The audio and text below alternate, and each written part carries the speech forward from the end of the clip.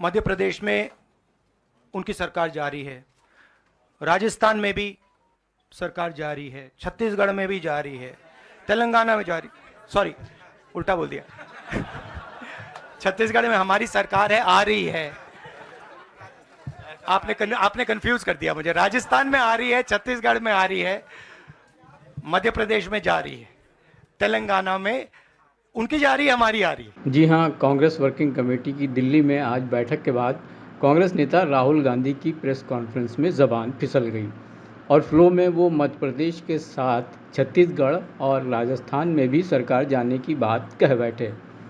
हालांकि फ़ौरन ही उन्हें अपनी गलती का एहसास हुआ और पत्रकार वार्ता में कुछ पल के लिए हंसी मजाक का माहौल पैदा हो गया। राहुल गांधी ने प्रेस कॉन्फ्रेंस में बताया कि कांग्रेस शासित राज्य जातिगत जनगणना कराएंगे। इसके साथ ही उन्होंने इकोनॉमिक सर्वे भी कराने की बात कही। कांग्रेस नेता ने ये भी कहा कि इंडिया गठबंधन की अधिकांश पार्टियां कास्ट सेंसस के समर्थन में हैं। राहुल ने ओबीसी पर प्रधानमंत्री मोदी को घेरते हुए कहा कि वो लगातार इस मुद्दे को भटकाने की कोशिश में लगे हुए हैं और आने वाले समय में वो इसके लिए नए नए पैंतरे लेकर आएंगे। राहुल गांधी ने कहा कि भाजपा के देश में 10 मुख्यमंत्री हैं, जिनमें से ओबीसी सिर्फ एक है। वहीं कांग्रेस के 4 मुख्यमंत्रियों में से 3 ओबीसी वर्ग से आते हैं। तो चलिए राहुल गांधी को सुनते हैं।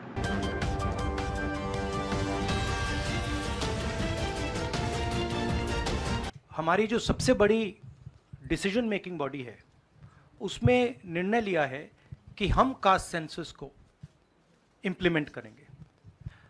सिर्फ ये नहीं, मगर ये भी डिसीजन लिया है कि हम बीजेपी पर दबाव डालेंगे और उनसे करवाएंगे। अगर उन्होंने नहीं किया तो फिर उन्हें परे हो जाना चाहिए, क्योंकि देश कास्ट सेंसस चाहता है। अब जहां तक इंडिया अलायंस की बात है, मैं जानता हूं कि काफी पार्टी इंडिया अलायंस में इस निर्णय का समर्थन करेंगी। एक दो पार्टी हो सकती हैं जिनकी राय थोड़ी अलग हो। हमारे लिए कोई प्रॉब्लम नहीं है, क्योंकि हम कोई फैशिस्ट सिस्टम नहीं है। मगर ज़्यादा से ज़्यादा पार्टियां इस डिसीजन को पूरी तरीके से सपोर्ट करेंगी। लिटमस टेस्ट ये केमिस्ट्री में चलते हैं, ये राजनीति में नहीं चलते हैं।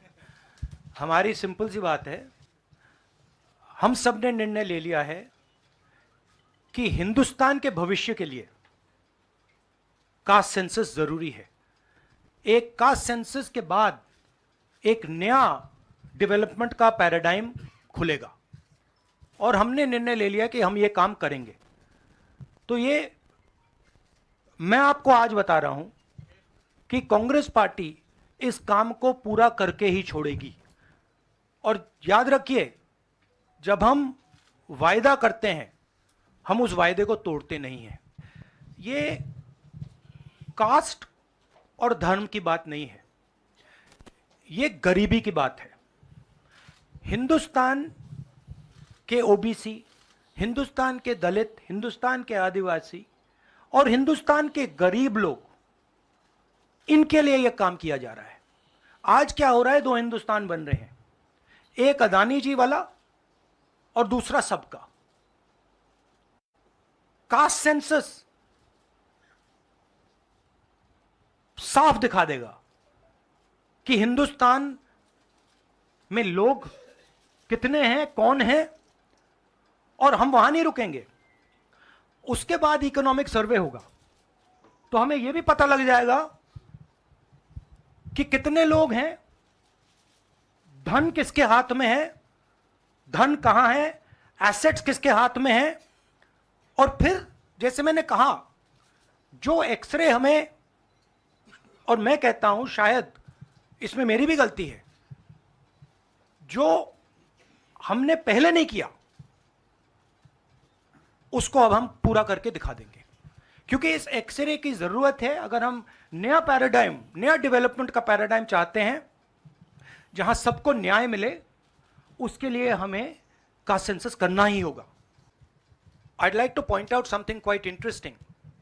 There are 4, हमारे 4 चीफ मिनिस्टर्स हैं, 4 में से 3 ओबीसी वर्ग के हैं। बीजेपी के 10 चीफ मिनिस्टर हैं, 1 ओबीसी वर्ग के हैं। और वो भी कुछ ही दिन में चीफ मिनिस्टर नहीं रहेंगे। तो बात बहुत होती है ओबीसीज की, मगर नरेंद्र मोदी जी को यह बताना है कि ओबीसीज के लिए आपने किया क्या। मैंने पार्लियामेंट में उदाहरण दिया कि 90 अफसरों में से 3 अफसर ओबीसी वर्ग के। नरेंद्र मोदी जी ने उसके बारे में कुछ नहीं बोला। उन्होंने यह भी नहीं बोला कि हां यह गलत है, उन्होंने बोला, एक शब्द नहीं बोला। मतलब उनके लिए यह एक्सेप्टेबल है कि हिंदुस्तान में जिनकी शायद 50% आबादी है अप्रोक्सीमेटली, उनका सरकार को चलाने में कोई भी हक ना हो। तो यह तो सच्चाई है, रियलिटी है। प्राइम मिनिस्टर सीधा कह दें कि हम कास्ट सेंसस का डेटा रिलीज कर देंगे। प्राइम मिनिस्टर सीधा कह दें कि अगला सेंसस कास्ट बेसिस पे होगा, वो कह ही नहीं सकते, क्योंकि प्राइम मिनिस्टर सचमुच में ओबीसी वर्ग के लिए काम नहीं करते हैं। प्राइम मिनिस्टर का काम ओबीसी वर्ग को डिस्ट्रैक्ट करने का, ओबीसी वर्ग के ध्यान को इधर उधर करने का है।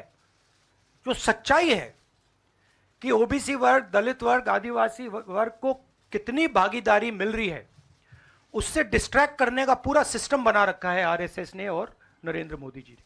और नरेंद्र मोदी जी उनके मेन इंस्ट्रूमेंट है, मतलब सेंट्रल औजार हैं। उनका यही काम है कि भैया ओबीसी की भागीदारी ना हो, ध्यान इधर उधर जाता जाए।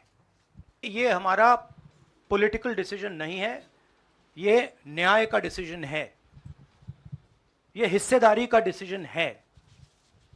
इसमें कोई पॉलिटिकल कैलकुलेशन नहीं है। हम हिंदुस्तान का जो मैस है, जो 50, 60, 70, 80% हिंदुस्तान की जो आबादी है, उसकी हिस्सेदारी की बात कर रहे हैं, और वो हिस्सेदारी देकर ही हम रहेंगे। ये हमने निर्णय ले लिया है।